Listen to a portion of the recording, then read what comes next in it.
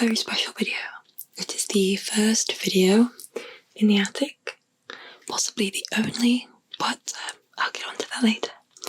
I know it's been a little while, so I'm really happy to be here recording for you today. As you can see, I'm in my attic, and it's not ready yet. I couldn't really call this a recording space, except for the fact that it's literally a space in which I'm recording. So I thought it would be really good to do some ghost stories. So the attic, this is a very, very old house, and I've got a picture of it. Actually, when it was a Victorian pub, the picture was taken in 1901. It's not insulated really up here, except very basically, so you may hear things like cars or wind, mainly wind probably, maybe trains and planes, I don't know.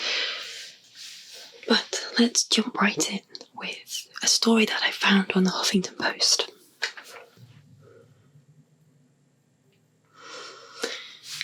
A couple of months ago, my friend's cousin, a single mother, bought a new cell phone, mobile phone, for those in England.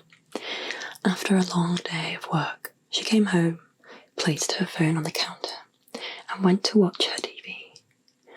Her son came to her and asked if he could play with her new phone. She told him not to call anyone or mess with text messages, and he agreed. At around 11:20, she was drowsy, so she decided to tuck her son in and go to bed. She walked to his room and saw that he wasn't there. She then ran over to her room to find him sleeping on her bed with the phone in his hand. Relieved, she picked her phone back up from his hand to inspect it. Browsing through it, she noticed only minor changes such as a new background, banner, etc. But then she opened up her saved pictures. She began deleting the pictures he had taken until only one new picture remained. When she first saw it, she was in disbelief. It was her son sleeping on her bed, but the picture was taken by someone else above him, and it showed the left half of an elderly woman's face. Now, hopefully that got you in a sufficiently spooky mood. And I wanted to just show you a little bit the history of the house. So, I'm just gonna cover this because the confidentiality and everything, I don't want you Googling where my house is. But this is where I am right now. And these are the Victorians who owned it.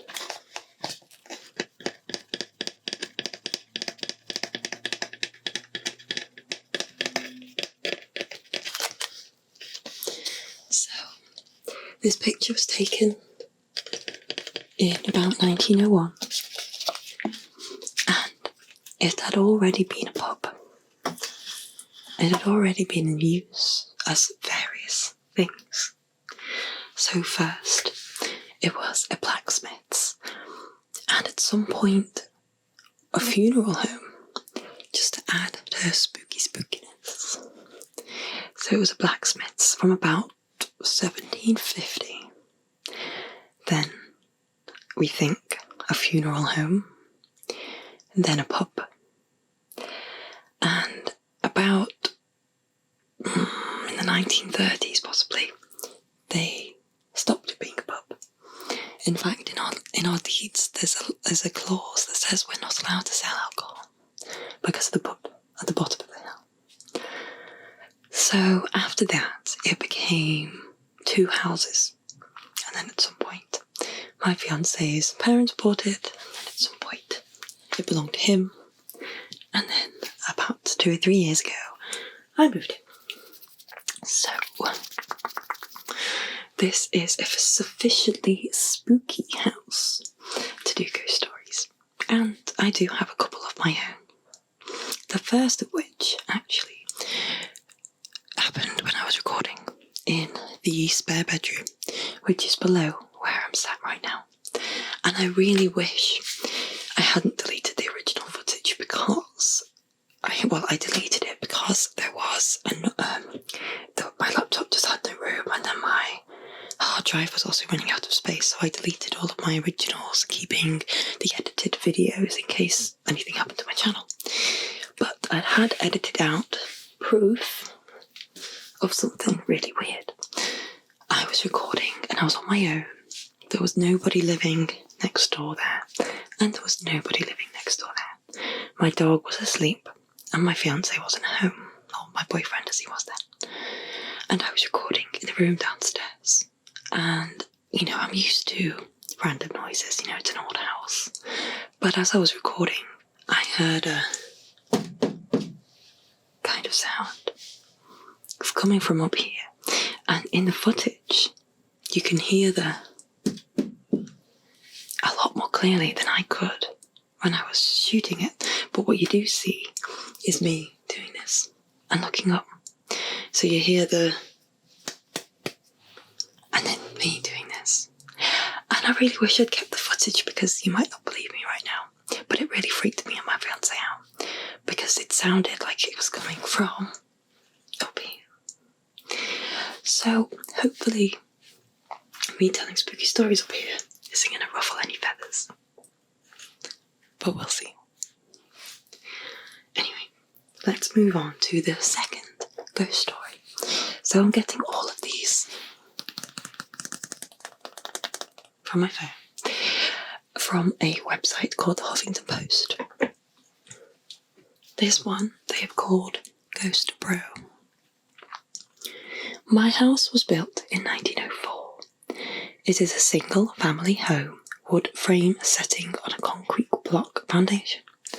I have been living here for about 12 years. Of all the weird things that my siblings and me have seen or heard in this house, this one event is my favourite. This happened to my brother. About 10 years ago, my brother and his best friends had started a garage band, playing mostly Spanish rock, alternative music, but in Spanish. His friends could only get together on Sunday afternoons. They would practice into the early evening, and they would usually call it quits by 8 p.m.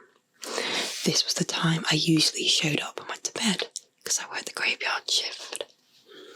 Always love a ghost story that says graveyard. This happened in late fall or autumn for us Brits.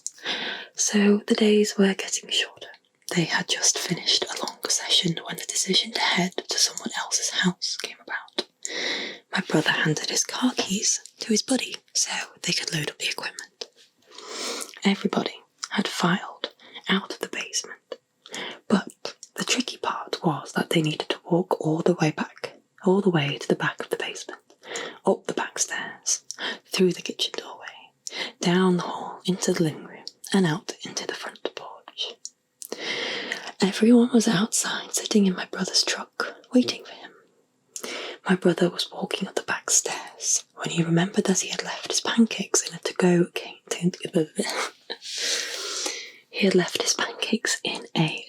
container sitting on a speaker in the basement. He made the decision to go back. Now the basement is not clean with full sight lines. There had been partitions made, and the boiler and main heating unit are right smack in the middle. So after my brother walks back, he is about to retrieve his food container when, out of the corner of his eye, he sees it. It is a shadowy figure, right at his peripheral vision. This feeling of dread and uneasiness washed over my brother. We had been taught that if you are in the presence of a spirit or ghost and you felt a bad vibe, to say a quick prayer or to cuss at it. My brother chose the latter. He basically just told it, "Hey, fuck you, I don't have time for this shit." My brother started to walk to the back of the basement and briskly up the stairs, closing doors and turning off lights as he was walking out. the last light switch is on the opposite side of the front door. Luckily, the door was open and the light from the street lamp was flooding the living room with its amber light. My brother said he felt something at his back, but at no point did he turn around. As he flicked the last switch, the living room went dark, as did the rest of the house. As he stepped out, he pulled the door, closing it behind him. Still holding his food container in one hand, he jogged down the front porch steps. He walked towards the front gate. Our house resides far from the main street, essentially having a large front yard, but no rear garage. As he closed the gap between himself and his friend-laden truck, he kind of smiled and thought things over in his head, mad at himself for spooking out when there was no reason. He climbed into the driver's side of the truck, putting on his seatbelt and getting ready to pull out of the parking spot directly in front of the house, when one of his friends asked, "Hey, wait, what about your brother? Isn't he coming with us?" My brother answered, "What do you mean? He went to work early tonight. He's already gone. Do you see his car anywhere?" The next question they asked, "So then, who was walking behind you when you were leaving the house?" Spooky. That reminds me of another spooky story here in this house. So my fiancé has lived here since he was about 3 or 4. And when he was younger, he described to his mum that he would see people in funny clothing, which his mum took to mean ghosts, because she could never see who he was talking to, and he would talk to people that weren't there. And the funny clothing could indicate people in the past, so ghosts. Now, his mum does have a belief in the paranormal. Her mum has made some pretty spooky predictions, although apparently she refuses to tell them lottery numbers. So my fiancé's mum believed what he'd said and believed that he was talking to people. So she'd had some spooky experiences here herself. So she shouted, "Leave my effing son alone," or something like that. I'm not sure, but I can really picture her doing that. Anyway, so she shouted at the ghosts, and apparently they didn't bother Jack again. So maybe the whole swearing at them thing works, if you believe that kind of thing. My own belief system, I don't know if I really have one. I've had some spooky experiences myself, as I've said, and others, which I'll get to. I don't think I've got any solid, concrete evidence, especially as I deleted the video with the closest thing to evidence that I'll probably ever get. Now, I want to take just a couple of minutes to say thank you for joining me today. If you've been a subscriber for some time, I really appreciate you sticking around with me, especially over the last few months when I haven't been able to record anything. So downstairs, the spare room, the spare bedroom, that's where I usually record. I've recorded most of my videos in there. But we knocked the wall through between there and the bathroom to make the bathroom bigger. Much needed, trust me. So everything got covered in dust, the microphone, every piece of equipment I own, the room, even this attic got completely covered in dust. I mean, I told you how old this house is, and we knocked the ceiling through, we knocked the walls down, revealing some very interesting features, but ultimately meaning that I haven't been able to record anything. So it's taken me such a long time to get things sorted, especially as you know, as you may know, I have fibromyalgia and long COVID and all these things that has meant it's taken me a really long time, because I can only do small bits of tidying and cleaning and stuff at once. So the plan was to turn this space into my recording studio for good, and then I could leave up the green screen, etc., and I could record a lot more. But I don't know if you can see, this attic is triangular. Like, the roof is like this. So the only way I could hang a green screen would be to have it so low. There just wouldn't be any point, I don't think. So, I don't know if anyone has any advice for me anyway, or how I could possibly turn this into my recording space, because it would be amazing. But it gets very cold in here over winter, and very, very, very, very hot in here over summer. So I'm not sure if it's viable anyway. I'm not sure if there's any way of heat insulating this space without doing major works. So again, if you have any tips for me, that would be great. But hopefully this is the start. So the other thing I would ask you is tell me how you think the audio quality is, because like everything else, this microphone got really, really dirty and dusty. It's still dusty. I've tried to clean it like twice, and so's my fiance. Even though it was covered with a dust sheet, this is how dusty it was. All the equipment was covered with a dust sheet, and it's still got absolutely covered. So I'm going to do an ear cleaning video next, I think. So finally, before we get back onto the video, the ghost stories, I just want to say that I hope that wherever you are safe. I know there is a lot of turmoil in Europe right now, and I do and have had visitors to my channel and viewers from Ukraine. So I just hope that you're okay, considering everything going on. And I really hope that this turmoil ends soon, because it's just devastating. We've been watching the news basically non-stop. That we've got war in Europe on this scale just seems completely inconceivable. I don't really have much more to say on that really, except we all hope over here that it ends soon and that we can do whatever we can to aid the Ukraine and the people of Ukraine. Anyway,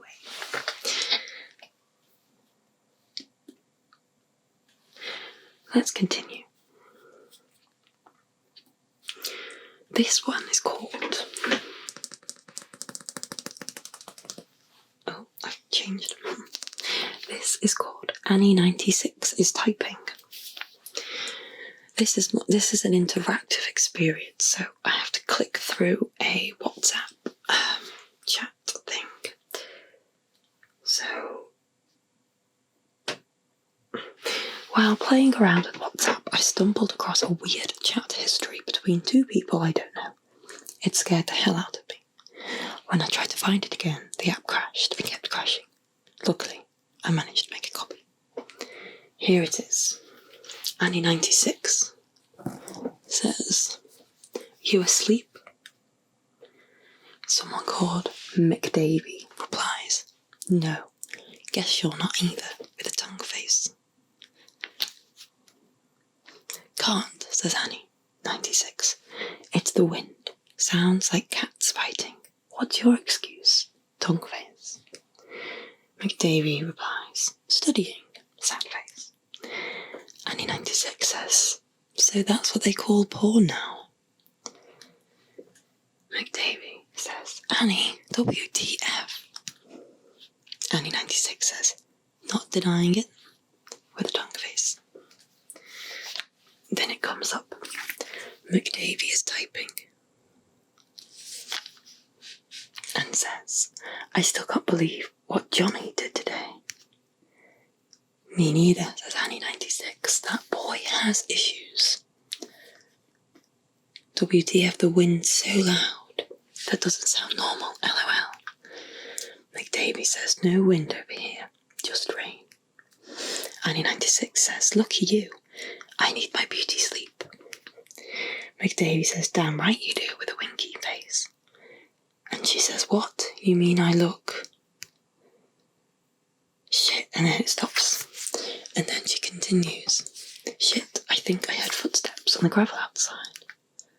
McDavie says, "Get your crazy dad to check it out." Annie96 says, "I'm home alone. The fam are on holiday, remember?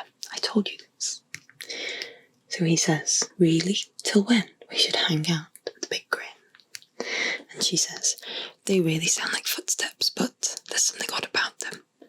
I should look out the window, but my bed is so warm. McDavie says, sure you want to look out the window when you're alone? What if there really is someone there in your garden, looking up at you? Annie 96 replies in caps, not funny, David. McDavie says, wow, chill, I'm sure it's nothing. She says, gonna check, BRB, or be right back. He says, if there's something strange in your neighbourhood, who are you gonna call? Annie 96 is typing, and then it comes up, David, there's someone in the garden. What, really? Yes, I can see a man's back. What's he doing? Annie 96 is typing, ... He's looking for something on his hands and knees in the bushes. McDavie is typing, ... Haha, he must be high, probably looking for his drugs. She says, David, this is serious. What should I do? Nothing, he'll probably go away by himself. She says, oh my god, now he's digging with his bare hands. He's ruining the garden. Shit, he's turning around. McDavie says, what does he look like? There's a funny beetle in here, fucking hell. That really scared me. Right, a ladybug has just flown onto my light and it scared the absolute shit out of me. It's just a ladybug. Hello, ladybug. Anyway, let's carry on. What does he look like? Says McDavie. Annie 96 is typing. ... David, WTF. This isn't funny. What? He says. How are you doing that? In caps.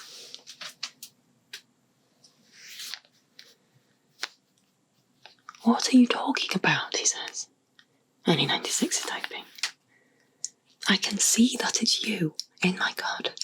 How are you writing here without touching your phone? Look up, I'm by the window. Can't you hear me banging on it? Fuck, Annie. Now you're scaring me too. I'm not in your garden. That is not me. Stop playing around. I can see your face. And you're wearing that stupid football jacket you're so proud of. McDavie is typing. It must be someone who looks like me. Honestly, Annie, I'm at home. I wouldn't play around like that. ... Smiley face. Annie, it has to be a friend of yours, David, playing a sick prank. How else could he be wearing your jacket? There are loads of jackets like that. My friends don't look anything like me. You just have me on your mind, winky face. He's digging again, says Annie. Fucking leave already. Annie, do you have a gun in your house? Says McDavie. Annie's typing. Don't be stupid, David. I couldn't shoot anyone. I'm guessing this is in America. You don't have to use it to just show that you're carrying. Annie's typing. Doesn't that jacket have your name on the back? McDavie is typing. Yeah, the team all got one with their name on. I can see your fucking name. What? What the hell is this, David? McDavie is typing. Annie, that jacket's in my closet. Fuck, he's seeing me. Why is he smiling like that? He's coming. Call the cops, says Davy. Annie? Question mark. Full exclamation point. Annie, pick up. The time on these messages is showing as 2 in the morning. McDavie is typing. I've called the cops. Told them there's a break-in attempt at your place. They said they're on their way, but it'll take about half an hour. Annie, are you there? Annie, 96 is typing. It's in the house. Can't talk. I have to be quiet. Lights off. I'm in a closet with a knife. Hard to type, shaking too much. Like bug, hang in there, Annie. The police will be there in 20 minutes. Do you know where he is? It, not he. The look it had when it saw me, David. No person could look like that. Jesus Christ, does it know where you are, says McDavie. No, says Annie. I grabbed the knife when I saw it running towards the house, and I got in the closet when I heard it breaking in. Okay, good. You'll be fine, says McDavie. A jockey doesn't have the brains to find someone hiding in a closet. The police will be there soon. Oh God, it's calling out to me, says Annie, 96. It doesn't sound like you, David. Its voice is so deep, filling the house. This is actually quite spooky. Filling my head. McDavie says, what's it saying? Annie 96 is typing. Come out, Annie. I just want to look at you. It keeps repeating that over and over. Annie 96 is typing. Have I gone mad, David? Is this what it feels like? Just 10 more minutes, Annie, says McDavie. Keep it together. You're so strong you will get through this. Annie says, it's coming up the stairs, but so slowly.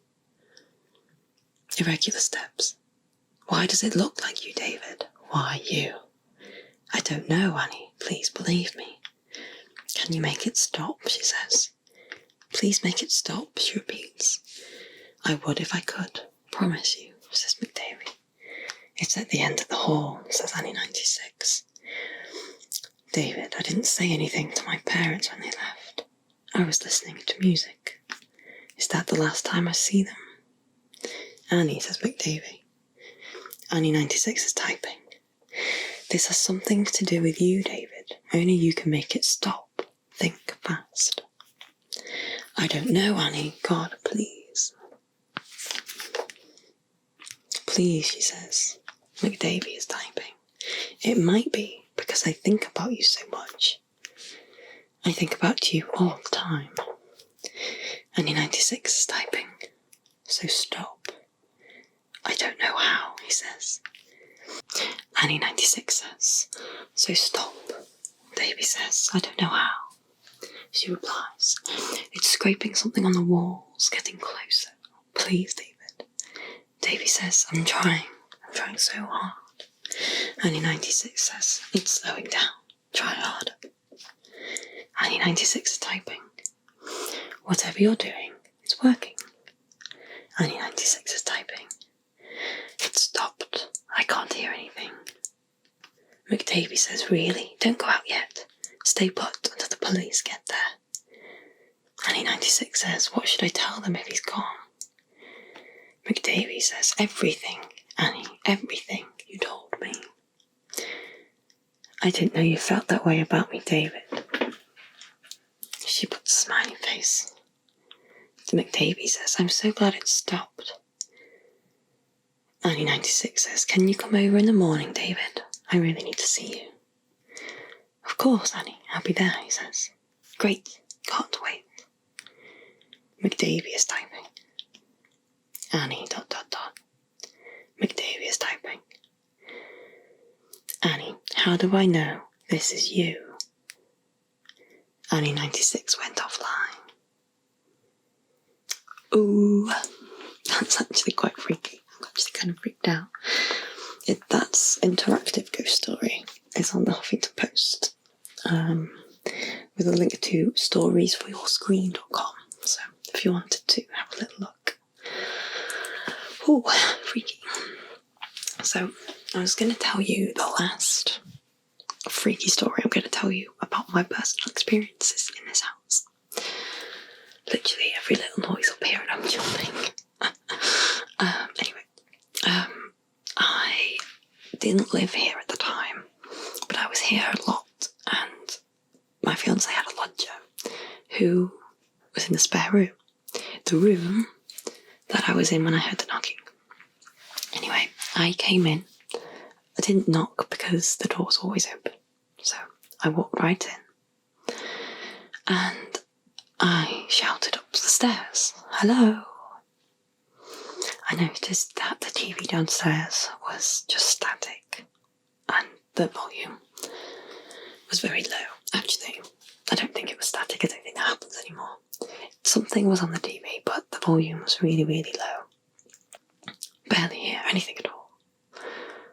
And I heard my fiancé Jack, my boyfriend at the time, shout down to me. He was in his room. I heard a female voice that sounded exactly like the lodger's girlfriend, who also used to stay a lot, who I knew quite well. Going, "Hello," like that kind of girly, high-pitched "hello," coming from the spare room. Again, the room where I heard the knocking. Anyway, I assumed that she was just in the room, so I went upstairs, I went into Jack's room, and, we were chatting for a few minutes before I said, "So, who else is here?" And Jack says, "No one, it's just me." And I said, "But Elise is here, isn't she?" And Jack says, "No, no one else is here." So I said, "Well, who said hello to me now?" He says it was the TV. There is no TV in that room, and the TV downstairs was on really low, and the voice, the woman's voice, came from the spare room. So make of that what you will. So on that spooky note, I'm going to leave you to it. I hope that you've enjoyed these spooky stories. I hope that the audio quality has been okay. I think my new light makes a sort of buzzing noise, which isn't great. But let me know if it bothers you anyway. And I hope to see you soon. Better get out of here before the ghosts get